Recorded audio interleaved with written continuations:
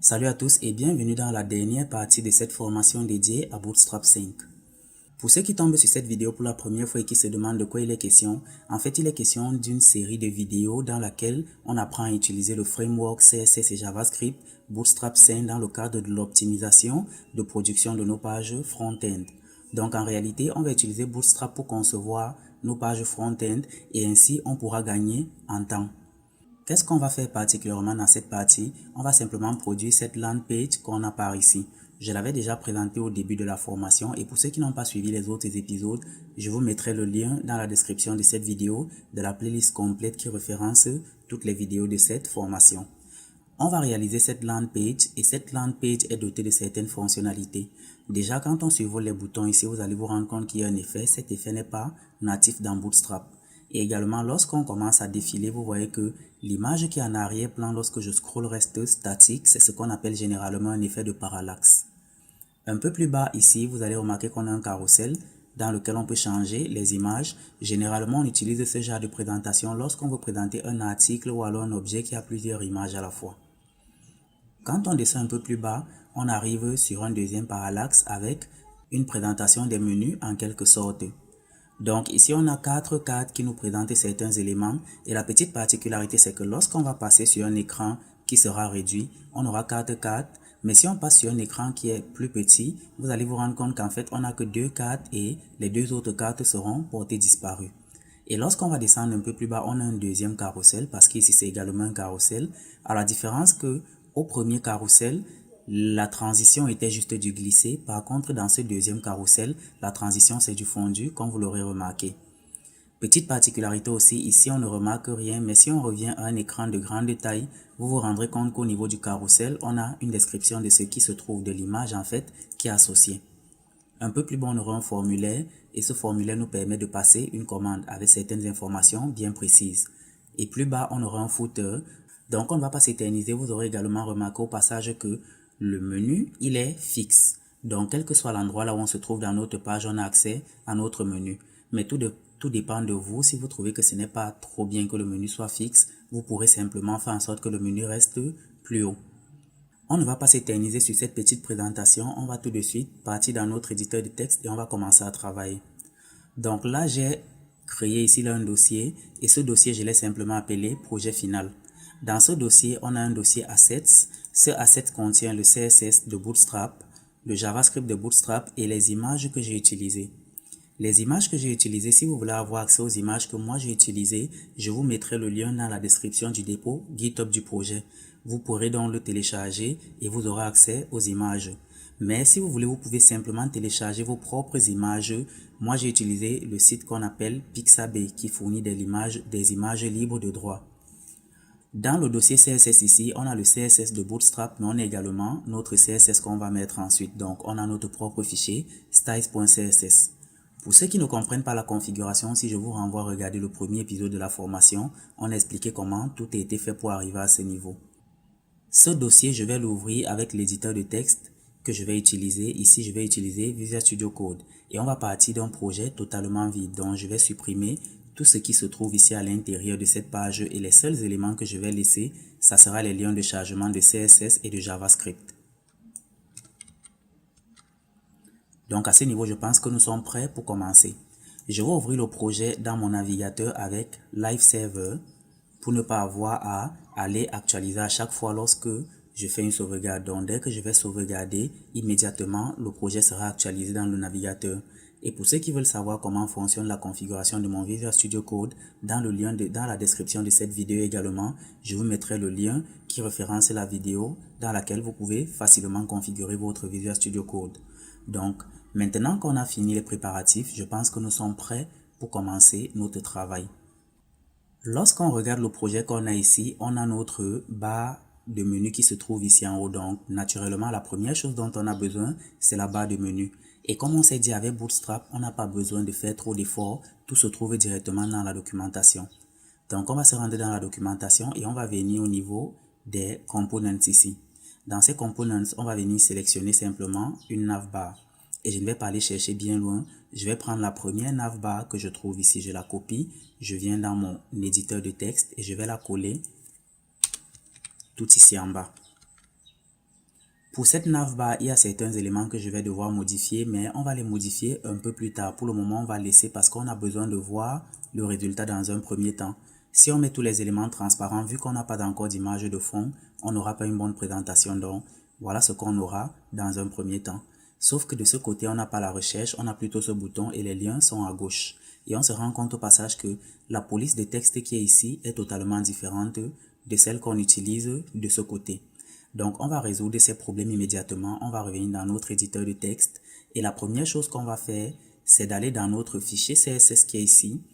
Et la première chose que j'ai fait, c'est d'importer une police de texte depuis le Google Font. J'ai utilisé ici deux polices de texte. La première police, c'est le Redressed. Et la deuxième police, c'est le Meriwether. Vous pourrez les trouver facilement sur Google Font. La deuxième chose qu'on a faite et que je ne vous ai pas forcément montré au départ, mais vous allez la voir ici, c'est qu'on a importé les liens du font awesome. Donc vous pourrez également aller chercher le lien CDN du font awesome et le coller dans votre projet. Ensuite, il y aura Bootstrap et il y aura notre CSS tout en bas. Assurez-vous toujours de mettre votre propre CSS en dernier lieu parce que le CSS en fait s'exécute en partant du bas vers le haut. Donc si votre CSS est en haut et que vous mettez une propriété, ensuite Bootstrap définit la même propriété en dessous, c'est le CSS de Bootstrap qui sera appliqué. Donc mettez votre CSS en dessous de telle sorte que si vous réécrasez une propriété de Bootstrap, c'est votre CSS qui soit en fait appliqué. Ici on va modifier le titre et je vais mettre un lorem de 3 mots par exemple. Je ne vais pas mettre forcément les textes que j'ai mis de mon côté parce que je ne vais pas passer le temps à copier tout ce qu'il y aura. Par contre, là où on a mis Home, je vais quand même me contenter de mettre Accueil. Je vais descendre un peu plus bas et là où il y a Link ici, je vais mettre simplement Découvrir. Et là où il y a le lien de la drop-down ici, je ne vais pas traiter la drop-down. Libre à vous de le faire. Vous avez vu comment on utilise la documentation, donc vous pouvez le faire. Et après, je vais mettre ici les classiques. Et pour l'occasion, je vais enlever cet élément qui indique ici que c'est un disabled, donc je veux qu'il soit actif comme les autres éléments. Lorsqu'on a regardé notre projet final et ce qu'on était en train de concevoir, on s'est rendu compte que les liens étaient resserrés vers le nom du site en fait. Pourtant, on aimerait que les liens soient tout au fond. Donc, ce qu'on va faire en réalité, c'est de venir à ce niveau et le MEC représente en réalité le margin left. Donc, on va plutôt utiliser ici un MS auto. La prochaine chose qu'on veut faire, c'est d'enlever ce formulaire de recherche. On a dit que lui, on ne le voulait pas. Par contre, on va dupliquer ces derniers boutons. Et lorsqu'on va dupliquer ces derniers boutons, ici, au lieu d'avoir plutôt un navlink, on ne va pas avoir le navlink, mais on va plutôt avoir un BTN. Ensuite, on va mettre un BTN-order. Et ce BTN-order, on va le modifier parce que c'est une classe qui n'existe pas dans Bootstrap. Le fait de mettre BTN fait en sorte qu'on aura un bouton Bootstrap par défaut. Et maintenant, le BTN Order, on va se contenter de donner la couleur qu'on veut parce qu'en réalité, les BTN Primary et les BTN Secondary gèrent les colorations en quelque sorte. Vous aurez remarqué quand on travaille que les boutons de Bootstrap ont généralement des arrondis et nous, on ne veut pas les arrondis. Donc, pour ça, il y a une classe native de Bootstrap qu'on appelle le Rounded. Ici, on va mettre le Rounded 0 pour dire qu'on ne veut pas du tout d'arrondi. Ensuite, à ce niveau, on va simplement dire qu'on veut passer la commande. Si on revient regarder notre navigateur, voilà ce qu'on obtient ici. Donc à ce niveau, on a quasiment bien placé les éléments de notre menu. Maintenant, il faut qu'on l'adapte de telle sorte qu'il ressemble à ce qu'on a ici. On va revenir dans notre éditeur de texte et on va se concentrer sur quelques éléments en particulier. La première chose, c'est la police de texte qu'on veut donner et la deuxième chose, c'est la couleur de fond. Premièrement, on va venir à ce niveau et on va enlever cette virgule qui est par ici. Ensuite, on va décider de transformer tout ça en majuscule parce que le texte qu'on avait au niveau du nom du site, c'est en majuscule. Donc, on va dire texte ici et on va appeler le uppercase qui est une classe native de Bootstrap. On aimerait également qu'il y ait une certaine marge à gauche et à droite et pour le coup, j'ai choisi de mettre ici un MX qui signifie que c'est une marge suivant l'axe des X et ça sera à 4. Et de la même façon, on aimerait qu'il y ait une certaine marge entre le dessus et le dessous. Et pour ça, j'ai plutôt utilisé ici un padding Y à 3. On va sauvegarder et on regarde ce qu'on a par ici. Vous allez vous rendre compte qu'il y a maintenant plus d'espace en dessus et en dessous. On va revenir dans notre éditeur de texte et on va commencer à penser à ce qu'on veut mettre pour la suite. Vu qu'à ce niveau, Bootstrap nous limite un peu, ce qu'on va faire, c'est quoi? C'est que on va ajouter notre propre classe ici, qu'on va par exemple appeler cc-navbar. Ici, j'appelle ça cc un peu pour dire Coding City. Vous pourrez préfixer ça comme vous voulez, mais je l'appelle cc-navbar parce que Bootstrap a déjà une classe navbar par défaut. Donc, je vais mettre une classe qui ne va pas rentrer en conflit avec la classe de Bootstrap. Et cette classe cc-navbar, on va la styliser simplement dans notre CSS ici. Donc, on va descendre un peu plus bas et on va cibler le cc-navbar. Et pour ce cc-navbar, il y a un certain nombre d'éléments qu'on aimerait donner. La première chose, on veut que la couleur de fond en fait soit légèrement noire mais transparente. Donc, on va donner ici un BGC. Et ce BGC, on va le traiter avec la fonction colorifique RGBA. On va décider que ça sera du noir en fait, mais que ça sera 0,55. On va regarder ce qu'on obtient par ici et là on se rend compte qu'il n'y a aucun changement. Pourquoi il n'y a aucun changement? En réalité, c'est parce que dans Bootstrap, lorsqu'on est ici dans notre structure HTML, il y a deux classes que Bootstrap a ajoutées qui sont prioritaires. Le BGLight ici là dit simplement que le background doit être clair. Et la deuxième chose, c'est ce navbar light. Donc, on va commencer d'abord par enlever le BGLight pour voir comment ça va se comporter et on regarde ce qu'on obtient comme résultat. Vous voyez que désormais, on a notre fond qui apparaît là. Mais on a un texte qui est sombre alors que réellement on voudrait avoir un texte qui est clair. Et la raison du texte sombre, c'est le fait que ici on est un navbar light. Donc si on dit que la navbar qu'on utilise est clair, le texte qui sera sur une navbar clair va être sombre. Si on veut avoir un texte qui est plutôt clair, on va plutôt mettre une navbar sombre. Donc on va mettre ici navbar dark. Et lorsqu'on va venir regarder de nouveau, vous voyez qu'automatiquement les textes sont devenus clairs. À ce niveau-ci, ne vous inquiétez pas, vu que c'est un bouton, il n'a pas un comportement par défaut comme les autres, mais on va également le gérer. Autre chose qu'on va vouloir gérer, c'est sans doute la police de texte. Et quand on regarde ici, on a cette petite barre tout en dessous qui est légèrement claire. Ici, c'est une box shadow. Donc, on va revenir dans notre éditeur de texte et on va finir avec les éléments de la navbar une bonne fois pour toutes. On va donc gérer le font family. Et pour le font family qui concerne les menus, j'ai mis ici simplement du Merriweather. Et si on n'est pas connecté et qu'on n'a pas le Merriweather, parce qu'en réalité on le charge depuis le CDN du Google Font, si on n'a pas le Merriweather, on va utiliser plutôt une police de type serif. Après d'avoir chargé cette police, on va se concentrer sur le box shadow. Et pour le box shadow, on va simplement utiliser ici un pixel et on va mettre du 3 pixels. La couleur va être calculée avec la fonction RGBA et ça sera 255 et 255 qu'on va diluer à 0,54%. Maintenant qu'on a fini avec le menu, allons regarder ce qu'on obtient ici. Vous voyez que lorsqu'on se place maintenant là, on a la même police de texte qui est de ce côté. Et de la même façon, on a ces liens ici qui sont identiques à ce qu'on a de ce côté. Maintenant, il y a ces espaces entre les éléments du menu et il y a ce bouton qui est ici. Il y a également le nom du site ici qui est en gras pendant que de ce côté, le nom n'est pas en gras.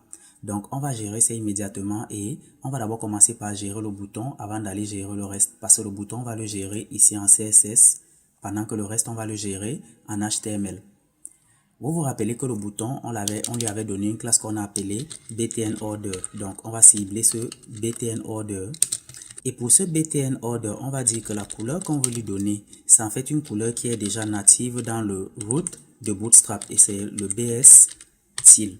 Pour ceux qui ne comprennent pas pourquoi j'utilise cette couleur, je vous renvoie, regardez la partie précédente, on avait indiqué comment on peut faire pour utiliser ce genre de couleur native dans le CSS de Bootstrap. Ensuite, on va demander que ça prenne une border color parce que le bouton de Bootstrap en réalité définit déjà une bordure. Donc, on va juste changer la couleur de cette bordure et on va également utiliser la couleur qu'on vient de définir plus haut. Et la dernière chose qu'on va vouloir donner, c'est de demander que ça fasse une transition. Par défaut, Bootstrap a déjà un temps de transition pour ces boutons, mais nous, on va définir le nôtre ici. Si on vient regarder dans notre navigateur, vous allez vous rendre compte qu'on a un bouton qui est déjà tout fait. Mais le problème, c'est que lorsqu'on survole le bouton, on n'a pas réellement l'effet qu'on a de ce côté. Donc, pour gérer cet effet, on va également revenir dans notre éditeur de texte et on va gérer le hover de ce bouton.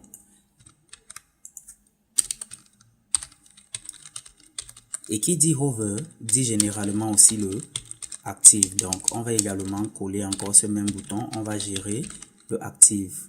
Vous pourrez également gérer le focus, libre à vous, mais je vais me limiter là. Et lorsqu'on va survoler le bouton, on voit en fait que sa couleur devient désormais du blanc, totalement blanc. Ensuite, la prochaine chose qu'on aimerait, c'est que la couleur de fond change et que ça devienne cette couleur de fond qu'on utilise ici tout en haut depuis. On va sauvegarder et si désormais on revient regarder à quoi ressemble notre bouton, lorsque je vais survoler, vous voyez que on a désormais cet effet qui se passe de ce côté. Maintenant, on doit gérer les éléments qui sont ici parce qu'ils sont collés et que de ce côté, ils sont un peu plus espacés. Pour ça, on va revenir dans notre fichier HTML parce que c'est dans le HTML uniquement qu'on va gérer ça. Bootstrap a déjà prévu un certain nombre de classes qui vont nous permettre de faire ça. Donc, au niveau des LI ici, on va sélectionner tous les 4 LI qu'on a et on va simplement leur mettre un PE-4. Si on revient regarder ce que ça nous donne ici dans notre projet, vous allez voir que les liens sont désormais espacés, exactement comme les liens qu'on a de ce côté. Le dernier truc qui nous reste à gérer, c'est cet effet lorsqu'on survole ces liens-ci. Pour ça, on va revenir dans notre navigateur et on va gérer ça dans notre CSS.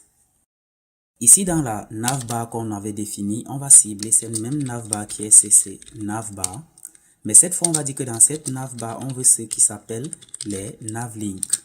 Pour ces navlinks, on va leur définir d'abord une bordure inférieure qu'on va donner à 1 pixel solide et la couleur qu'on va donner en fait à la bordure, ça sera une couleur transparente. Donc, on va mettre ici là du transparent. Ensuite, on va donner une transition parce qu'on aimerait que lorsqu'on survole ces boutons, que les effets ne soient pas bruts. Et pour cette transition, on va mettre sur du padding bottom. La transition sur le padding bottom sera à 0,4 secondes et on va dire que ça se passe en in and out. De la même façon, on va mettre une transition aussi sur le border color et cette transition sur le border color sera à 0,3 secondes en ease, simplement. Si on met ces effets de transition, c'est parce que ça veut dire que on va faire soit du active, soit du focus. Donc bref, il y aura un événement qui va se produire. Et pour cet événement, on va gérer ici le même CC navbar. On va prendre ensuite ces mêmes navlinks. Et cette fois-ci, on va dire que lorsqu'on va survoler ces navlinks, on aimerait en réalité qu'ils se produisent cet effet. Et rappelez-vous, si on parle du hover, vous pourrez éventuellement décider de mettre soit du active ou bien du focus, tout dépend de vous. Donc je vais mettre simplement du hover ici et on va dire que on aura un padding bottom qui va partir à 20 pixels. Donc en réalité, lorsqu'on va survoler cet élément, il y a un padding bottom qui va se créer grandissant et il va grandir avec la transition qu'on a mis qui est ici en haut, padding bottom à 0,4. C'est ce qui va faire cet effet que vous voyez grandir. Et lorsqu'on va survoler également, on aimerait que la couleur border bottom color change et devienne du BS style. On va mettre ici va BS-style qui est une couleur native de Bootstrap. Donc, qu'est-ce qui va se passer lorsqu'on va survoler? La bordure qu'on a mis ici en transparent va prendre la couleur ci et ensuite, il y a une marge de remplissage interne qui va se créer vers le bas. Et tous ces éléments vont réagir avec la transition de temps qui se trouve ici. Donc si on revient désormais essayer par ici, lorsque je vais survoler ce lien, vous voyez qu'il se produit l'effet en question. Il se produit l'effet et il se produit cet effet. Donc on vient ici de finir avec le menu et on va se concentrer sur l'élément suivant. Déjà à ce niveau, vous pouvez remarquer que pour ce menu, on a écrit tout le code HTML de Bootstrap qui est ici. Bootstrap dans son CSS a fait la plus grosse partie du travail et nous on aura eu qu'à faire quelques lignes, nous sommes à peine à 30 lignes. Donc on va revenir dans notre HTML, on va replier cette navbar ici et on va s'intéresser à la section suivante. Pour la section suivante, qu'est-ce qu'on aura en fait? On aura simplement une section que j'ai appelée banner. Donc on va mettre ici un section à laquelle je vais donner la classe banner. Je vais lui donner également une autre classe ici qui sera un pt-5 qui représente en fait le padding top à 5. À l'intérieur de ce banner, je vais me mettre un container. Dans ce container, je vais me mettre une row. Dans la row, je vais mettre deux colonnes. Donc, je vais mettre ici .col-md-6 et je vais demander que ce soit deux fois. Dans la première colonne, je ne vais rien mettre. c'est dans la deuxième colonne que je vais mettre tous les éléments qui m'intéressent. Donc dans la deuxième colonne, je vais me définir ici un H1. Et dans ce H1, je vais mettre peut-être un lorem de, je ne sais pas trop, on va dire 12 mots pour le moment. Et on va voir comment ça va fonctionner après. Dans ce lorem de 12 mots, je vais supprimer les points d'interrogation, la ponctuation en fait. Et je pense que je devrais peut-être supprimer aussi ces deux éléments. C'est peut-être un peu trop long. Donc on va s'arrêter là. Et on va mettre ici un BR pour casser le code. Donc je mets le 1BR. En dessous de ce H1, je vais me mettre un paragraphe. Ce paragraphe va contenir deux boutons. Donc on va mettre ici un button. Et à ces deux buttons, on va mettre la classe BTN. On va ensuite demander qu'on veut ces boutons deux fois. Dans le premier bouton, je vais dire commander maintenant. Et dans le deuxième bouton, je vais dire que je veux réserver. Lui, je l'envoie là. Je le renvoie à la ligne et je le renvoie également à la ligne. Je sauvegarde. Si on vient regarder ce qu'on obtient dans notre navigateur, vous allez vous rendre compte qu'on a ce texte qui est placé de ce côté. Et ce texte est placé de ce côté, pourquoi? Parce qu'en réalité, dans notre code, on a mis deux colonnes, mais dans la première colonne, on n'a rien mis. Donc du coup, l'espace de la première colonne est resté réservé et tout le texte se place directement dans la deuxième colonne.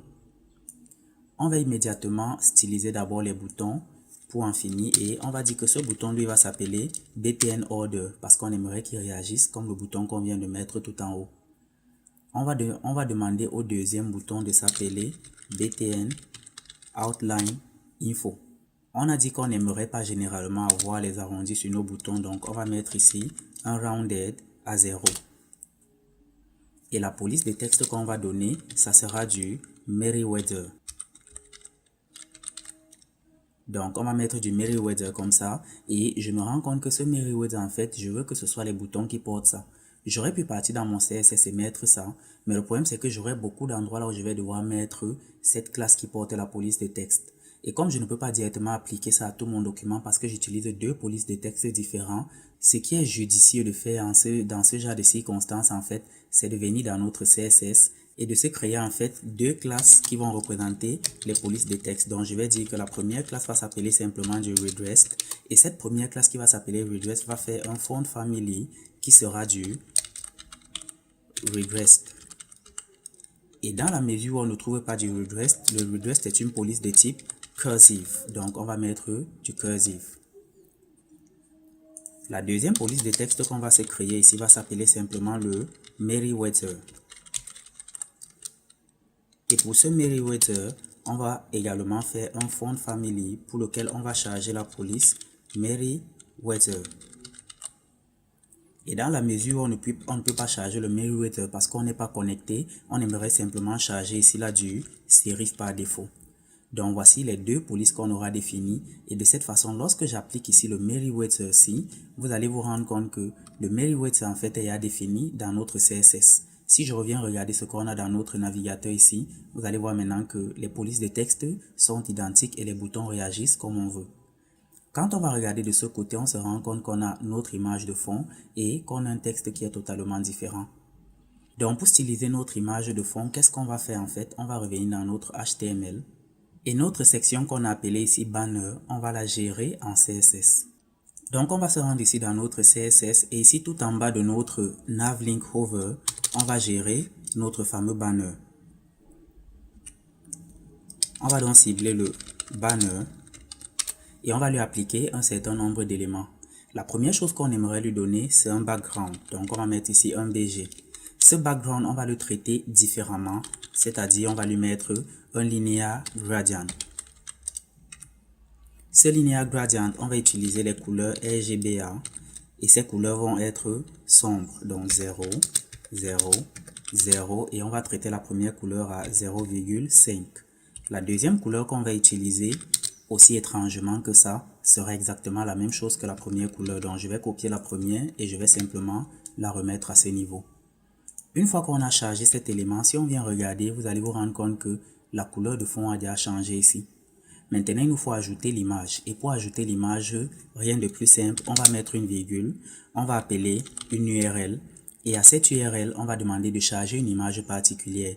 Ici, là, l'image que j'ai chargée se trouve dans le dossier IMG.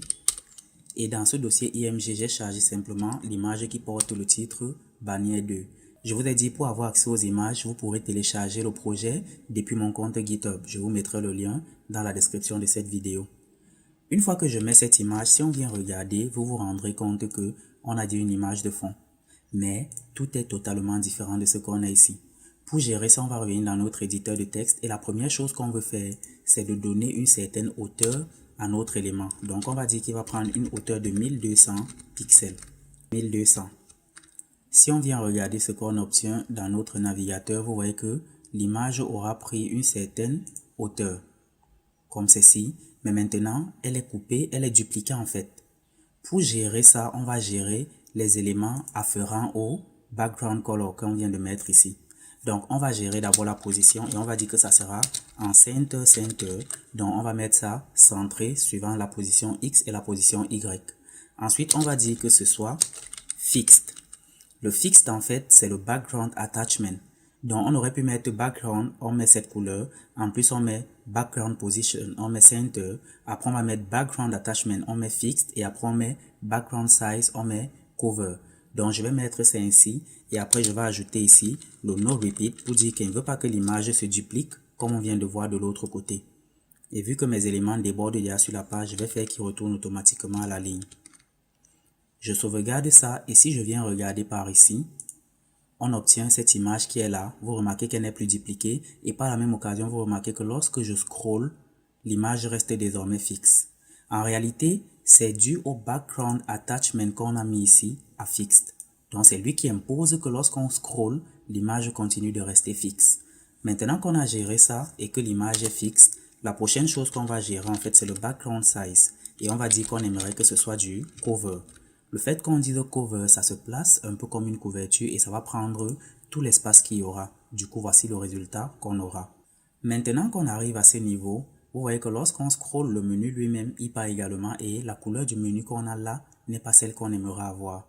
Donc, on va revenir dans le menu et on va gérer le dernier petit détail qu'il nous fallait gérer. À ce niveau dans le menu, on va simplement dire que on aimerait qu'il soit en position fixed. Et c'est une classe qui est native dans Bootstrap, Position Fixed. On sauvegarde et si on regarde, vous allez vous rendre compte que désormais, ça reste fixe, c'est transparent, mais le problème qu'on a, c'est que c'est coupé, ça ne fait plus toute la longueur, toute la largeur de notre page.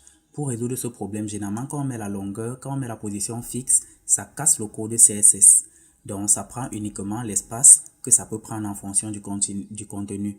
Et pour gérer cet élément, on va mettre simplement une largeur à 100%. On va sauvegarder et vous allez vous rendre compte que on a désormais ce qu'on a de ce côté. Et pendant qu'on y est, je pense qu'on doit également finir avec le texte gras qui est de ce côté. Donc, lorsqu'on va revenir ici, on va cibler ce fameux titre en fait. On va cibler ce fameux titre qui est ici et on va également lui donner un FW à border. Donc ça va le rendre gras et pour le coup on va supprimer ce point tout à la fin et peut-être que ce serait mieux qu'on mette simplement deux mots. Donc on vient regarder, vous voyez que désormais c'est aussi gras que ce qu'on a de l'autre côté. Maintenant qu'on a fini avec ça, on va replier ce menu et on va se concentrer sur l'élément suivant qui était la bannière en quelque sorte. Et quand on regarde nos deux bannières par ici, on a ce texte qui est sombre premièrement et qui est très collé vers le haut. De ce côté, on a un texte qui est au milieu, qui est clair, qui a une police de texte différente et les boutons également sont bien espacés. Donc pour gérer ça, qu'est-ce qu'on va faire? On va d'abord gérer avec Bootstrap. À ce niveau-là où on a donné la bannière, on va gérer le fait que le texte soit au milieu. Donc on va utiliser la deflex pour dire que ça sera un display flex. La deuxième chose qu'on va faire, c'est le justify content qui sera à center. De cette façon, on est en train de dire qu'on veut que le texte soit centré par rapport à la bannière en elle-même. Et après, on va également ajouter un align item à center également. Et de cette façon, vu qu'on a dit que cette bannière va prendre une hauteur de 1200 pixels, tous les éléments qui se trouvent dans cette bannière seront centrés directement au milieu de la page. Mais à l'intérieur de notre banner, on a également ce container. On va donner à ce container une margin sur l'axe des Y qui sera simplement assign. Donc un margin top assign et un margin bottom assign. De la même façon, on va également lui donner un PY qui va porter les mêmes valeurs. Si on revient regarder de nouveau, oui, là on a une scroll bar ici. Donc si on scroll, vous allez vous rendre compte que les éléments du texte sont descendus tout au milieu de la page. Et là on se rend compte que c'est très grand par rapport à ce qu'on a ici. Et je pense qu'on a dû faire une erreur lorsqu'on a mis cette hauteur de page. Donc on va revenir dans notre CSS et on va essayer de réduire cette hauteur par exemple à 800 pixels. On va regarder de nouveau et vous voyez que là le texte est bien placé. Il est exactement comme ce texte qu'on a par ici. Donc on va maintenant se concentrer sur ce texte. On va lui donner cette police de texte et on va également lui donner la taille et la couleur qu'il doit avoir. Pour la police de texte, on ne va pas se gêner. On va revenir ici dans notre HTML et on va simplement prendre le titre en lui-même ici, ce H1.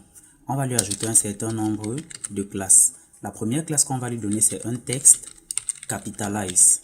Texte capitalize en fait qui est différent du texte uppercase parce que le texte capitalize signifie que ce n'est que les premières lettres dans chaque mot qui seront mises en majuscule. Le texte uppercase signifie que c'est tout le texte qui sera mis en majuscule. De la même façon, on va lui donner un PY à 3. Ensuite, on va lui donner la police de texte qui sera du rest. On va sauvegarder et on va regarder ce qu'on obtient dans le navigateur. Là, vous voyez qu'on a déjà cette police de texte qui est différente de celle qu'on avait précédemment. On va revenir dans notre éditeur de texte et pour terminer le traitement, on va lui ajouter une autre classe qu'on va gérer dans notre propre CSS et ça sera simplement un banner desk pour dire banner description. On va venir ici et tout en bas de ce banner ici, on va cibler notre banner qui à l'intérieur porte le banner description. Pour ce banner description, on va donner un font size à 48 pixels. Ensuite, on va donner un font weight qui sera de 400. Ensuite, on va ajouter une couleur simplement. Et la couleur qu'on va mettre, ça sera du blanc.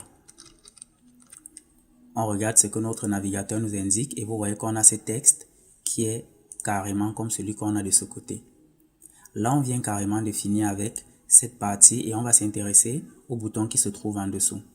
Quand on regarde les boutons qui sont ici, ils sont un peu plus larges et ils sont espacés. Pour les boutons, on va principalement les gérer dans notre HTML parce que Bootstrap nous fournit les classes déjà nécessaires pour pouvoir gérer ces boutons. Donc la première chose qu'on va faire, c'est de dire qu'on veut des boutons qui sont un peu plus grands et pour ça, on va utiliser ici du BTN LG. La deuxième chose qu'on a envie de faire, c'est de séparer ces deux boutons donc soit au premier bouton, soit au deuxième bouton, ça dépendra de vous. Moi, je vais mettre au premier bouton et je vais lui mettre un ME-5 qui est le margin right à 5. Donc, de cette façon, ça va repousser le deuxième bouton. Et si on regarde, vous verrez qu'on a le résultat qui est attendu. À ce niveau, on vient de finir totalement avec la bannière et on va se concentrer sur la prochaine partie. La prochaine partie concerne particulièrement cette section. Et cette section ne sera pas bien compliquée à faire. Vous allez voir qu'avec la documentation de Bootstrap, on n'aura pas besoin de faire grand chose. Donc, on va revenir ici dans notre éditeur de texte et on va également replier cette section qui est ici. La prochaine section, je l'ai appelée simplement Available. C'est vrai que je manque d'inspiration pour les noms, mais je crois que ça fera l'affaire pour cette formation. Ensuite, cette section particulièrement, je veux qu'elle porte la classe de police de texte Meriwether et après je vais lui donner également un PY-5.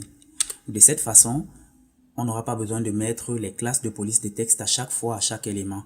On va mettre à l'intérieur une classe qui sera container et à l'intérieur de ce container, on va mettre une row. Dans cette row, on va commencer à mettre les éléments qui nous sont nécessaires. Qu'est-ce qu'on veut mettre lorsqu'on regarde ici?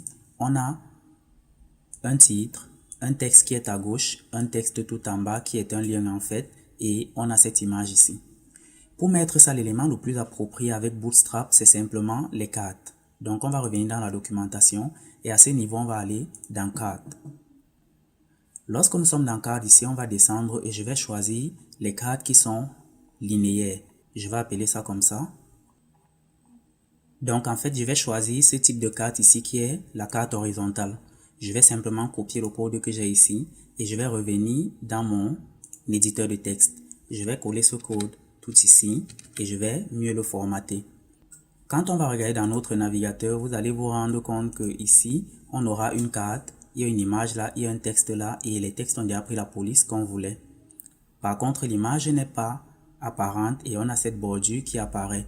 Et en plus, la carte, elle se limite uniquement dans cette zone.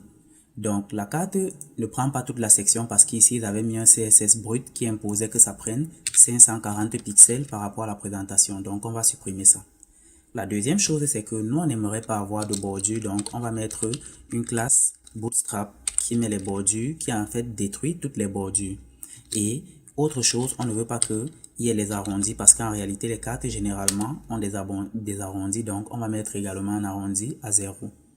À l'intérieur de cette carte, on va détruire ce G0 qui est ici. En fait, ce G0 met simplement les marges.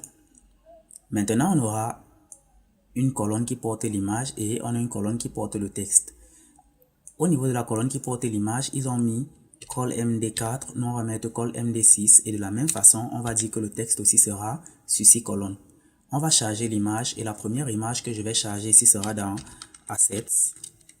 Et dans Assets, je vais charger les images et je vais prendre l'image qui est bannière 6. C'est celle que j'ai utilisée là-bas. Si vous avez d'autres images, vous pourrez les utiliser comme vous voulez. Je ne vais pas changer les textes que j'ai. Par contre, à ce niveau, au lieu de mettre un small ici, je vais plutôt mettre un A. Et je vais demander à voir le href qui va avec. Ça sera dièse.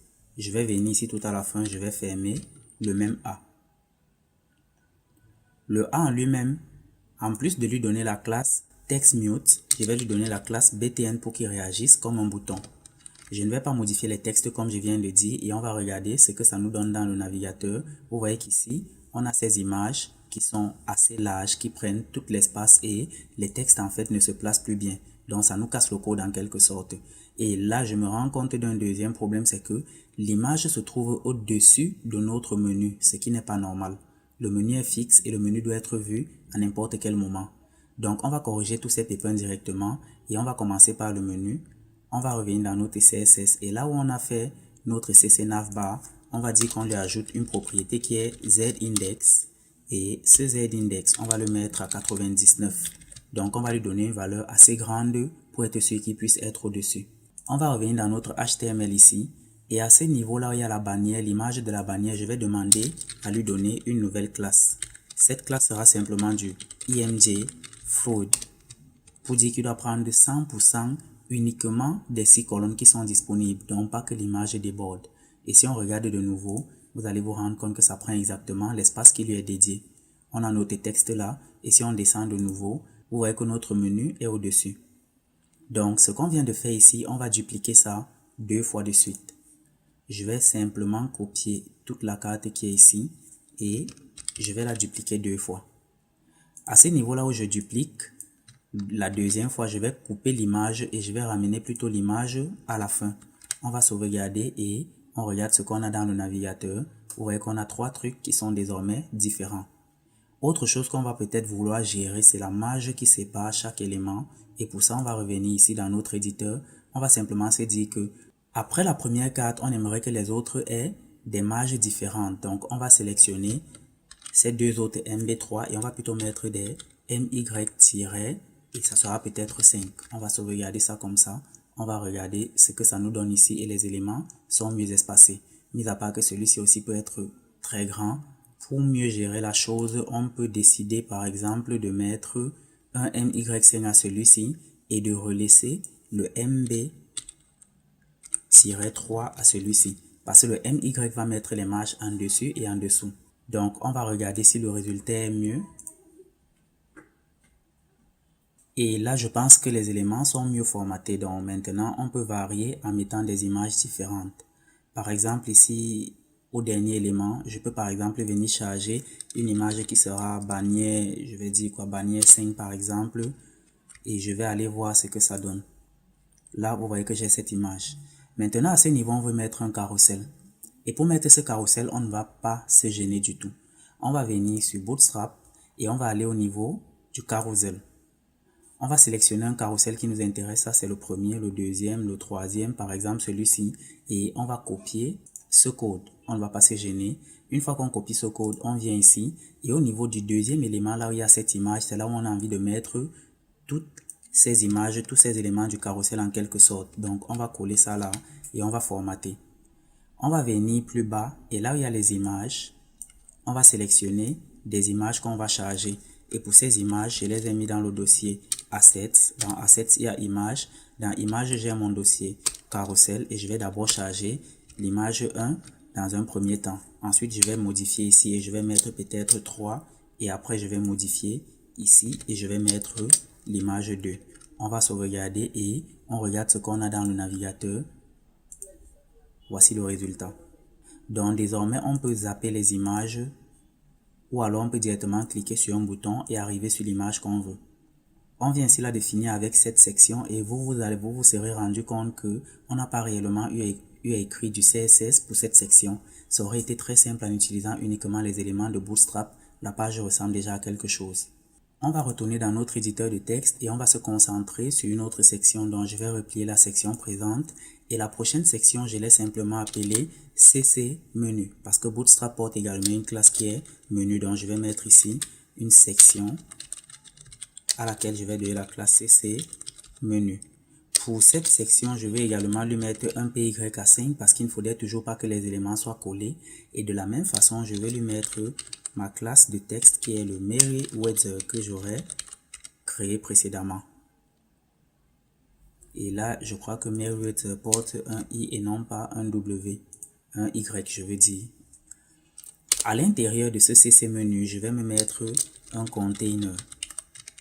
Dans ce container, je vais me mettre une row qui est la classe qui permet de créer des lignes. Et à l'intérieur de cette row, dans un premier temps, je vais simplement mettre un titre qui va dire que on présente nos variétés. Je vais descendre un peu plus bas et j'ai envie de mettre ce truc qui ressemble au menu. Lorsque nous sommes ici, j'ai envie de mettre ce truc qui ressemble à un petit menu et ce qui se trouve là en dessous. Et pour mettre cet élément, on va également se servir des cartes qui sont dans Bootstrap. Donc je vais descendre, je vais repartir au niveau des cartes ici et je vais descendre très loin vers le bas parce que je crois que ces cartes se trouvent un peu plus bas. Je crois bien que c'est ce type de carte ici et voilà celle que j'ai particulièrement utilisée. Donc je vais copier ce code et ce code je vais le coller à ce niveau. Lorsqu'on va regarder ce que ça nous donne de ce côté, on va se rendre compte qu'on a cet élément qui est ici. Premièrement, on remarque quelque chose, c'est que ce qu'on a de ce côté est également une image de fond en arrière. Par contre ici, on n'a pas notre image de fond. Donc on va gérer ça. La deuxième chose qu'on remarque également, c'est que ces éléments-ci sont centrés. Par contre, celui que je viens de mettre ici n'est pas centré. Donc pour gérer ça, on va revenir ici dans notre éditeur de texte et on va d'abord gérer ça en HTML. Je vais demander à ce que le card header porte une police de texte qui sera du redressed. Je vais également modifier sa police de texte et je vais donner un font size-4. En réalité, au niveau des font size, plus le chiffre est élevé, plus la police de texte est petite. De la même façon, lorsque je vais arriver à ce niveau, vu que je veux que les éléments soient centrés, je vais mettre ici un justify content à center. Et je mets le justify content à center parce que l'élément nav implémente déjà la propriété displayFlex. Ensuite, je vais venir dans mon document CSS par ici et je vais m'intéresser au point CC menu. Pour ce CC menu, je vais également lui donner un background. Le background sera également comme celui que j'ai mis ici en haut. À la seule différence, c'est qu'on va changer l'image de fond. Donc l'image de fond ne sera plus la bannière 2, mais sera plutôt la bannière 5. Et pour ce CC menu, je vais lui mettre une hauteur de 1200 pixels. Si la hauteur est très grande ou alors très petite, on pourra revenir modifier un peu plus tard. Et après, je vais également gérer ce BG size et je vais également le mettre à cover.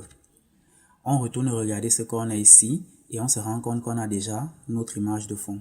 Par contre, au niveau de notre carte, on a notre fond qui est toujours blanc, qui n'est pas transparent, comme ce qu'on a de ce côté. Il faut également qu'on gère ça. On va ajouter le quatrième lien ou alors on ne va même pas ajouter le lien. Ce n'est pas ça qui est important. Les textes ne sont pas importants. C'est utiliser les éléments qui sont importants. Donc, on va revenir ici dans notre HTML. On va se rendre à ce niveau. Et la première chose qu'on va vouloir gérer, c'est ça, ce titre. Et je me rends compte qu'au niveau de nos variétés, j'ai oublié S.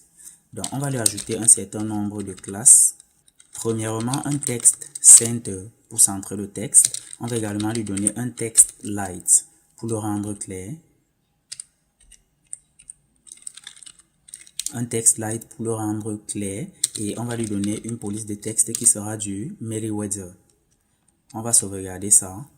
On va venir au niveau de la carte qui se trouve tout en dessous et on va lui dire qu'on veut qu'il ait en fait une couleur de fond qui sera transparente. On va regarder ce que ça nous donne de nouveau et là on a notre couleur de texte on a notre couleur de fond qui est transparente. Au niveau des liens et des textes qui sont contenus à l'intérieur, on peut également mettre du texte light. Est-ce que si on met un texte light ici en haut, ça va marcher? Essayons pour voir. On sauvegarde et on regarde, on voit que ça marche. Par contre, ça ne marche pas pour les liens. Parce que pour les liens, généralement, il faut leur mettre leur texte directement dans leur élément. Ou alors, peut-être, si on met ça au niveau du UL ici, ça va prendre, on va voir. On essaye et on regarde et ça ne prend toujours pas. Donc, à ce niveau, pour les liens, on va simplement couper cette classe qui est ici et on va venir la coller tout ici en bas au navlink. Et on va enlever ce disable. On va sauvegarder. On va enlever également le aria true et le tab index. On regarde ce qu'on a et tout va bien maintenant. Le bouton, on va l'enlever. On n'en a pas vraiment besoin. Donc, on va dropper cette ligne qui porte le bouton. Après avoir mis cette section, on a besoin de mettre les cartes qu'on voit tout ici en bas. Et pour ces cartes, on va également utiliser les éléments Bootstrap qui sont des cartes. Donc, on va descendre un peu plus bas. Et je crois qu'on devra avoir d'autres présentations de cartes qui nous seront utiles. Voilà, je pense que c'est ça qu'on va devoir utiliser. On va simplement copier le code qui est ici. On va revenir dans notre éditeur de texte. On ne va pas se gêner. Comme on s'est dit, avec Bootstrap, la vie est tellement plus simple. On va se placer tout en dessous de cette row qui est ici. Assurons que nous sommes en dessus de la row et on va coller ce code là. On va légèrement mieux le formater et on va commencer à travailler. On va d'abord replier la première row qu'on a tout ici en haut pour se concentrer uniquement sur la carte qui se trouve en dessous. Pour expliquer le code qu'on a ici, on a une row et la row implémente les lignes. Ensuite ici, on a row calls MD2. C'est pour dire que lorsque nous sommes sur les écrans de moyenne taille minimum, on aura deux colonnes. Donc si on vient regarder ici, dans notre projet, vous allez vous rendre compte qu'on a une colonne et deux colonnes. Ensuite, on dit qu'on a row calls 1. C'est pour dire que lorsqu'on va passer maintenant sur les écrans de petite taille, en fait sur les écrans en général, on aimerait avoir une colonne dont les éléments vont directement s'aligner les uns en dessous des autres. Mais si on est sur les écrans de moyenne taille minimum en grandissant, on veut deux colonnes. Ce que nous on veut avoir, c'est ces quatre éléments et on veut simplement leur ajouter des images. Donc on va sélectionner tous ces éléments qui sont ici.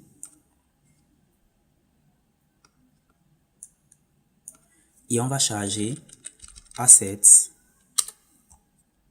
IMG. Dans IMG, on va charger Carousel et on va charger la première image avant de commencer à modifier peut-être ici en mettant la deuxième. Là, à ce niveau, on va mettre la troisième et on va descendre un peu plus bas. On va mettre la quatrième. On sauvegarde et on s'en va regarder ce qu'on a dans notre navigateur. Vous voyez qu'on a ces quatre éléments. Maintenant, les textes sont totalement blancs, on ne les voit pas et je pense que c'est dû au fait qu'on soit venu ici tout en haut et qu'on ait décidé de mettre du texte light ici. Donc, je préfère qu'on laisse les choses suivre leur cours et ce texte light, on va le mettre plutôt à ce niveau-ci spécifiquement. De cette façon, lorsqu'on va revenir regarder, nos textes se voient bien et ce qu'on a ici, n'ont pas porté le texte light. Pourquoi? Parce qu'en fait, on a mis ce texte light au mauvais endroit en fait. Donc, c'est plutôt ici, on doit déplier cet élément-ci et on va mettre le texte light ici au card body qui portait le menu de présentation en quelque sorte. Si on vient regarder de nouveau, vous allez vous rendre compte que le texte est là et ceux-ci aussi ont également leur texte. Ce qu'on peut faire, c'est créer un peu plus d'espace entre ces deux-ci Et pour gérer ça, on va se placer à ce niveau. Lorsqu'on a mis cette première carte ici, et on va lui demander par exemple d'implémenter un MB. Donc, ici à ce niveau-là, on a mis cette première carte. On peut lui demander simplement d'implémenter un MB-4. On va sauvegarder. Et si on vient regarder, vous voyez qu'il y a un espace qui s'est mieux créé. À ce niveau, maintenant, il y a un truc qu'il faut remarquer. Si on continue, on reviendra plus tard pour corriger ça. Donc, autant mieux corriger ça maintenant avant de continuer. Lorsqu'on va passer sur un écran de petite taille, vous vous rendez compte qu'on a 4 éléments et les éléments commencent à déborder. Ils partent à la ligne suivante. Donc, pour gérer ces éléments, on va demander que lorsque nous sommes sur un écran qui sera de petite taille, ces deux derniers éléments soient invisibles. Et pour gérer ça, on va se concentrer particulièrement sur les deux derniers éléments qui sont dans notre fichier HTML. Ces deux derniers éléments, je crois bien que les voici ici. Donc, on va dire que pour ces colonnes particulièrement, les deux-ci, on aimerait que lorsqu'on est dans un écran de petite taille, que ce soit caché. Donc, on va mettre un display small à none. Comme ça, dans les écrans de petite taille, ça sera caché.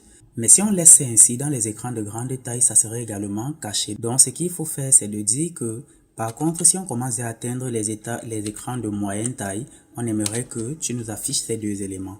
Donc, si on revient ici, là, vous allez voir qu'on a tous nos éléments qui sont affichés. Et lorsqu'on va passer en mode petit écran, on aura seulement deux éléments et les autres seront portés disparus. Donc, on vient également de finir avec cette section et je pense qu'on va se concentrer sur la prochaine section.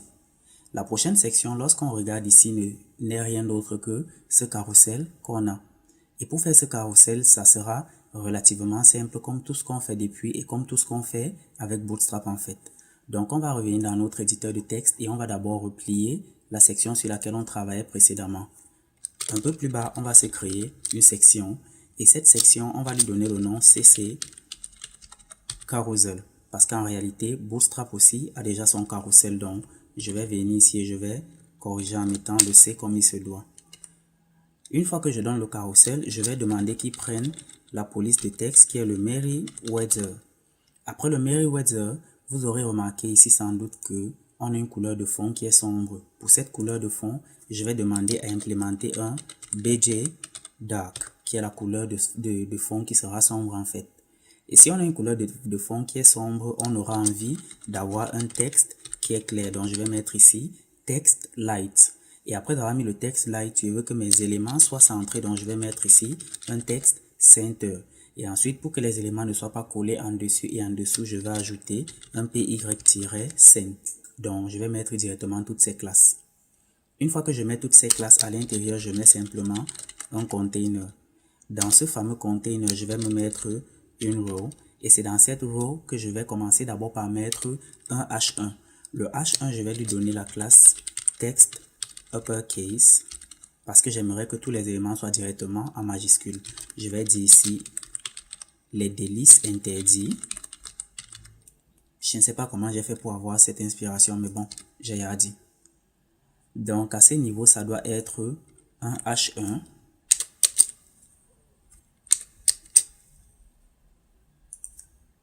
Il faut corriger pour ne pas avoir de problème. Et après les délices interdits, je vais me mettre ici une div qui aura la classe call. Cette div qui aura la classe call, je ne veux pas que les éléments soient collés en dessous, donc je vais mettre un padding bottom à 4. Et à l'intérieur, je vais mettre un simple lorem. On renvoie les éléments directement à la ligne. En dessous de cette classe, en dessous de cette div qui porte la classe row, c'est là où je vais mettre mon carrousel qui aura l'effet fondu. Et pour mon carrousel qui aura l'effet fondu, on va revenir dans le navigateur, repartir dans la documentation Bootstrap, prendre ici carrousel et on va descendre au niveau de carrousel pour chercher le carrousel qui aura l'effet du fade. Ici, on a carousel slide et ici, on a carousel fade. Donc, je vais copier ce code qui est ici et je vais revenir dans mon éditeur de texte. Je vais le coller tout ici en bas et je vais formater mon code. Donc, je vais commencer par charger les images. Et les images, on les charge depuis le dossier Assets, dans IMG, dans Carousel. Et je vais charger une image au hasard avant de modifier les autres images. Je vais dire ici que c'est 2 et ici, ça sera l'image 3. Si on revient regarder ce qu'on a dans notre navigateur, on va se placer à ce niveau et lorsqu'on descend, vous voyez qu'on a exactement ce qu'on a de ce côté. Notre carrousel, si on commence à défiler, vous allez vous rendre compte que l'image se déplace en transition fondue. La seule chose qu'on n'a pas ici, c'est le texte qui se trouve là, qui est de ce côté. Et pour ça, je ne vais pas le mettre, je vous laisse aller fouiller dans la documentation. Mais pour faire simple, quand vous allez arriver dans la documentation, vous allez simplement prendre ici, à ce niveau, ce qui a le caption. Vous pourrez récupérer le caption qui se trouve sur chaque slide ici et l'adapter à votre propre code. Donc moi, je ne vais pas faire ça. Je vous laisse le soin de le faire. Ça va vous faire un peu pratiquer. Ensuite, on va laisser cette section pour la suivante parce qu'on vient de la finir et on va se rendre dans notre éditeur de texte. On va replier comme d'habitude pour mettre la prochaine section. Et cette prochaine section, je l'ai simplement appelée ici là section à laquelle j'ai donné la classe order form, comme pour dire formulaire de commande. À cette classe, il y a également donné un PY5 pour que les éléments ne soient pas collés en dessus et en dessous. À l'intérieur, je mets un container et ensuite je vais mettre un H2. Pour ce H2, je crois que je vais directement mettre les classes qui seront utilisées. Donc la première sera le Meriwether. On va centrer les textes. On va utiliser un texte qui sera light.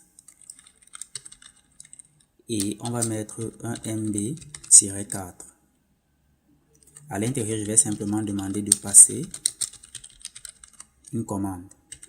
Et tout en dessous, on va commencer avec le formulaire. Donc, je vais mettre form.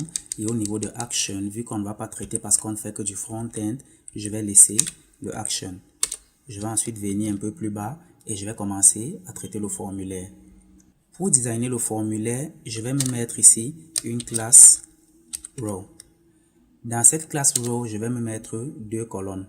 Donc, je vais mettre ici call-md-6 et je vais jumeler cette colonne avec call-sm. Je le fais une fois, comme ça lorsqu'on sera dans les écrans de petite taille, les éléments vont se placer les uns en dessous des autres. Donc, je vais étendre le code et là, il me rend compte que j'ai oublié de mettre d'abord le point au niveau du premier call, ce qui me renvoie un mauvais élément. Donc, à l'intérieur, j'aimerais également avoir ça deux fois, donc autant mieux dupliquer directement. À l'intérieur, je vais commencer à mettre les éléments de formulaire et lorsqu'on regarde le formulaire qu'on a ici, pour ceux qui ont regardé les parties précédentes, vous vous rendrez compte qu'on a en fait les input groups. Donc pour les input groups, je vais revenir ici dans Bootstrap et je vais me rendre dans la section formulaire dans input group. Une fois dans input group, je vais copier ce premier input group qui est ici. Je vais venir le coller dans mon éditeur de texte à ce niveau. Et une fois que j'ai collé ça à ce niveau, ici au lieu de mettre ce span qui porte simplement le arrobase, je vais ajouter à l'intérieur le font awesome. Donc je vais mettre un i qui va porter la classe face, ensuite la classe fa- et je vais mettre là user. À l'intérieur ici là, on a dit username. On va supprimer tout ça. Le seul que je vais laisser, c'est le placeholder et je vais simplement dire que c'est votre nom. On va sauvegarder. On vient regarder ce qu'on a d'abord déjà dans notre navigateur. Et lorsque je descends ici tout en bas, vous voyez que j'ai déjà cet élément ici. Et là, je me rends compte que j'ai le nom de l'icône en brut. Ça veut dire que j'ai oublié d'étendre le code. Je vais revenir ici et je vais gérer ça immédiatement.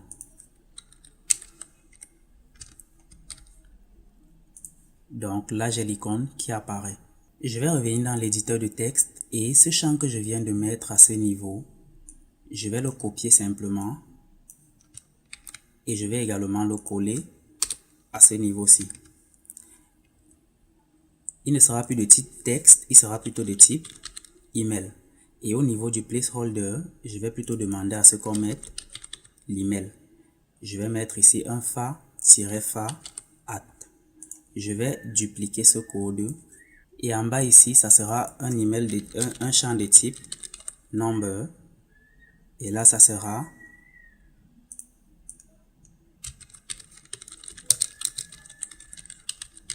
numéro de téléphone. Et ici, on va mettre un fa-phone.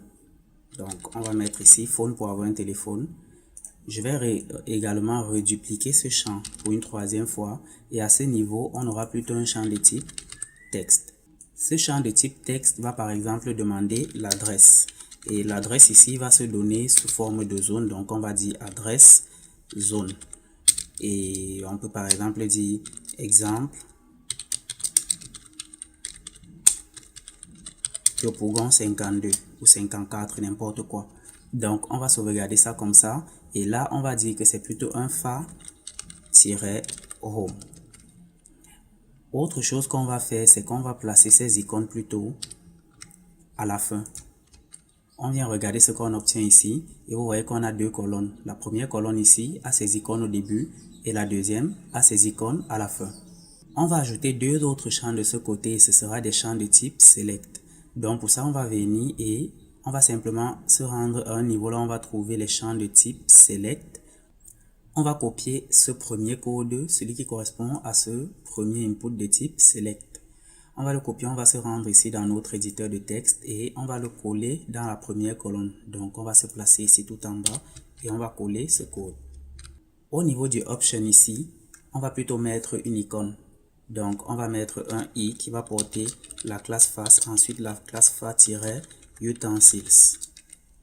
À ce niveau-là, on a choose, on va plutôt dire choisir un menu. Et on va laisser les autres valeurs identiques. Cet élément, on va le dupliquer.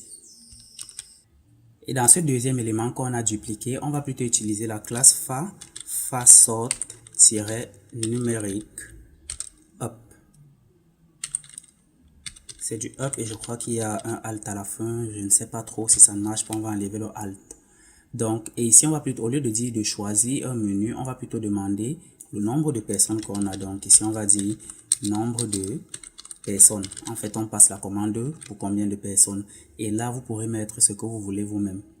Maintenant, dans la mesure là où on met un nombre de personnes ou alors qu'on n'a pas un nombre de personnes dans cette plage, il faudrait un dernier élément pour indiquer à l'utilisateur en fait qui peut mettre un nombre de personnes particulier. Et pour ça, qu'est-ce qu'on va faire? On va se créer une deuxième ligne parce que tous ces éléments sont dans une seule ligne. On va regarder ici et vous verrez que on a ces éléments qui sont dans une seule ligne. Ils sont tous alignés.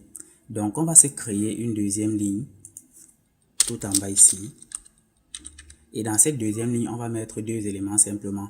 Le premier élément sera un élément de type texte. Donc, on peut copier aisément ce premier qu'on a ici, qu'on va venir coller ici tout à l'intérieur. Ici, au niveau du span, on va dire préciser le nombre de personnes.